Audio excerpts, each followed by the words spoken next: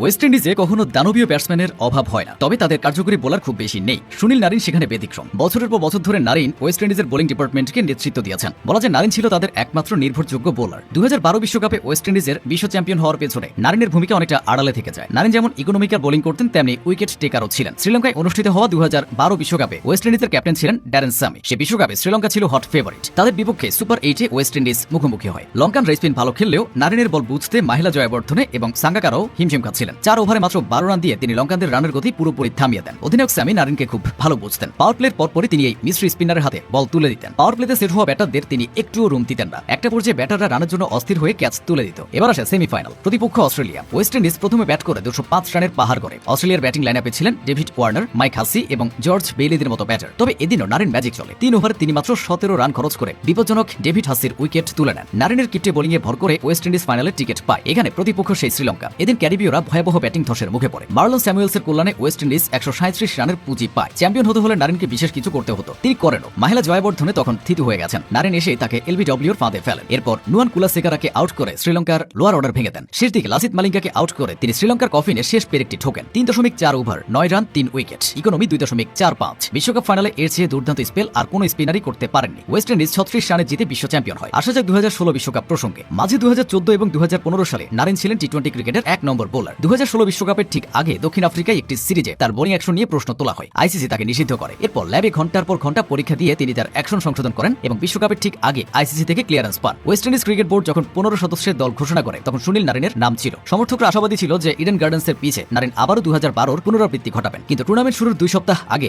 Narine এক আবেগঘন বিবৃতিতে জানান তিনি বিশ্বকাপ খেলবেন না, কারণ তিনি অনুভব করেছিলেন যে নতুন অ্যাকশনে তিনি এখনো 2012 সালের সেই পুরনো ছন্দে ফিরতে পারেননি। তিনি দলকে বিপদে ফেলতে চাননি, তাই তার পরিবর্তে দলে নেওয়া হয় অ্যাশলে নার্সকে। নারিনকে দেখে অনেকে আইপিএলে কলকাতা নাইট রাইডার্সের ভক্ত হয়েছে। 2012 সালে কেকেআর তাকে দলে ফেরায় এবং সেই বছরে তিনি 24 উইকেট নিয়ে দলকে প্রথম শিরোপা জেতান। আইপিএল ইতিহাসে তিনি একমাত্র খেলোয়াড় যিনি 3 বার মানে 2012, 2018 এবং 2024 সালে টুর্নামেন্ট সেরা খেলোয়াড় হয়েছেন। 189 এর বেশি আইপিএল ম্যাচে 190+ উইকেট এবং 6.80 এর নিচে ইকোনমি রেট প্রমাণ করে টি-20তে তিনি কতটা কার্যকরী। ব্যাট হাতেও নারিন মুনশিয়ানা দেখাতেন। 2017 সালে নারিনের ক্যারিয়ারে এক নতুন মোড় আসে। তৎকালীন কেকেআর মেন্টর গৌতম গম্ভীর তাকে ওপেনার হিসেবে খেলানোর সাহসী সিদ্ধান্ত নেন। কোনো প্রথাগত ব্যাটিং কৌশল ছাড়াই কেবল হাত চোখের অসাধারণ সমন্বয়ে তিনি বোলারদের উপর চড়াও হতে শুরু করেন। 2017 সালে রয়্যাল চ্যালেঞ্জার্স বেঙ্গালুরুর বিপক্ষে মাত্র 15 বলে হাফ সেঞ্চুরি করে তিনি বিশ্বকে চমকে দেন। এভাবে নারিন বছরের পর বছর ধরে বিনোদন দিয়ে গেছেন।